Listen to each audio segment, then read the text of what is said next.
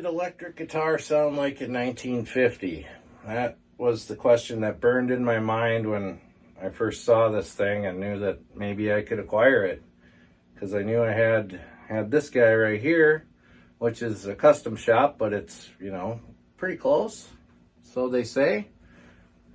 And I guess we're gonna find out together. Guitar in 1950. So yeah, let's take a look at this guy. This is a 1950 Fender Princeton 5A2 circuit. First of all, look at that original handle. It's got a little bit of tearing going on right here. So you kind of got to cradle it like a baby. I plan on leaving it on there unless it completely disintegrates, but just carry it like a baby. Got the original grill cloth, which has obviously seen some moisture at some time. My dog was really interested in this amp when I brought it home. Hopefully something didn't lift its leg. There's no discernible odor here. Beautiful TV front tweed amp right here.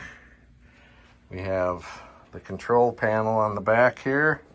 Still in really nice shape. This one goes to 12, not 11. Everything's readable, everything's really nice. All the original flathead screws all over the place. As far as the outward exterior, it's never been touched.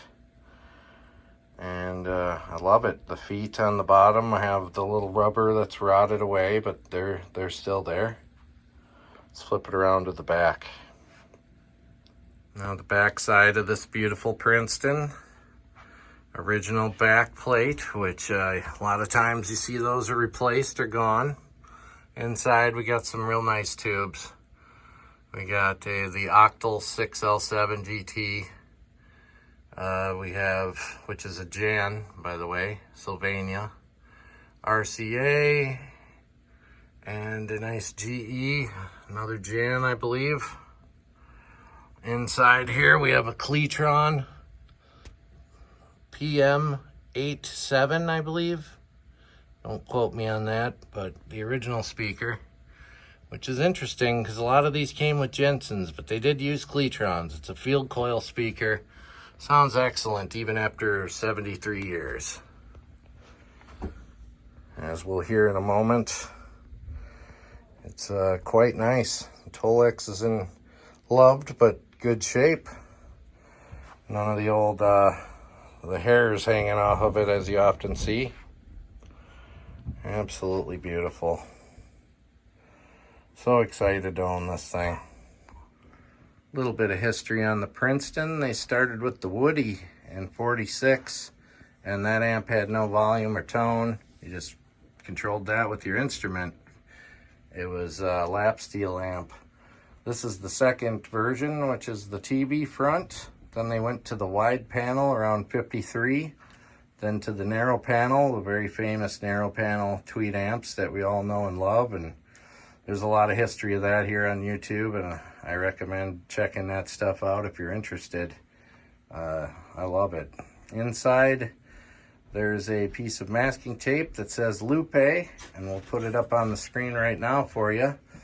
It says Lupe because this amp was wired personally by Lupe Lopez, one of the more famous ladies that was wiring circuits back in the 50s for Leo Fender.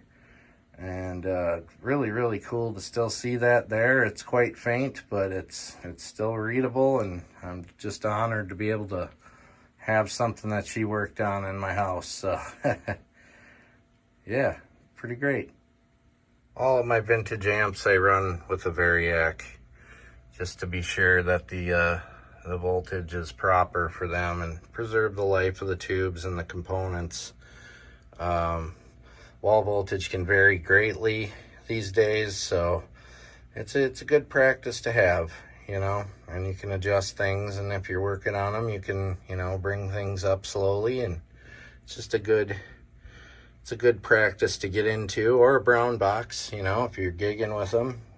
Brown box is great and portable, so yeah. For the demo, we're going to use This 2014 1952 Telecaster reissue guitar I love very, very much. Plays great, sounds great, and I thought it would be a good pair with this amp because 1950, when this came out, this was basically the only guitar you could get, the Broadcaster, which was exactly the same, just a different name. And, well, you could get the Esquire too, you know. But yeah, I think this will pair nicely with it. It's got a nice light relic job. We'll show this bad boy off later on. Here we go on the bridge position.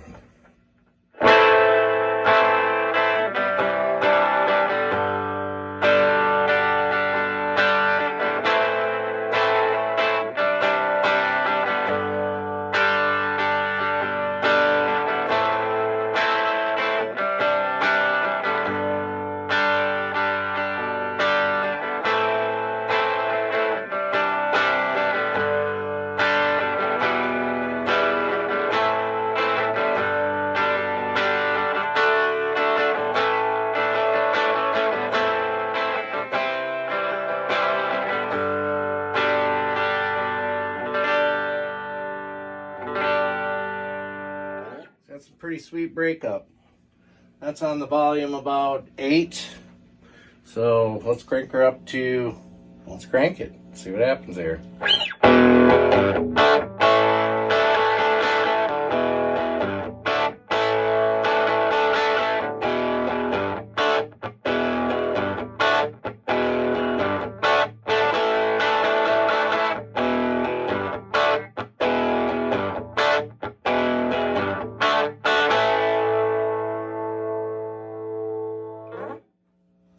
Let's turn that back down to about where it was. Let's go to middle position here.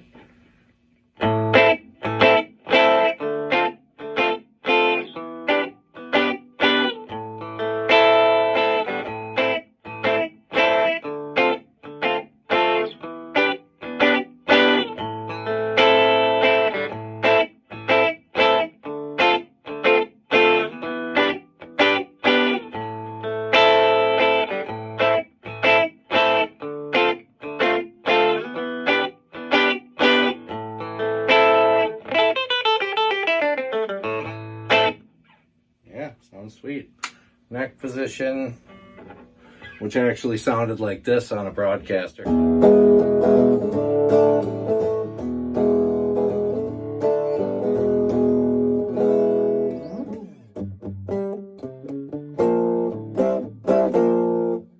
But this doesn't have the dark circuit, so.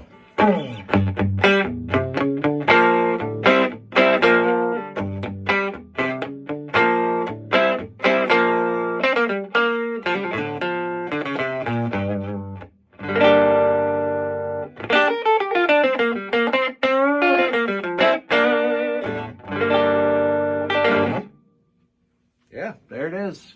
1950 Princeton. Seems to take pedals pretty well. I like to use the Strymon with it. Here's what that sounds like.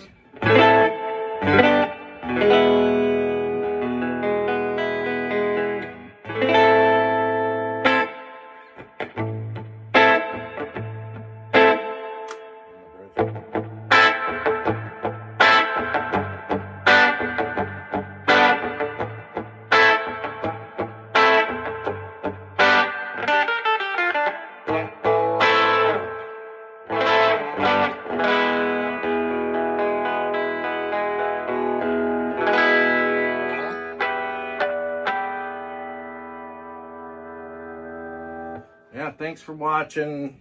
I'll try to upload some more content. We got a lot to talk about. A lot of cool stuff to show off and talk about and experience together. So thank you very much for watching, and I'll see you on the next one.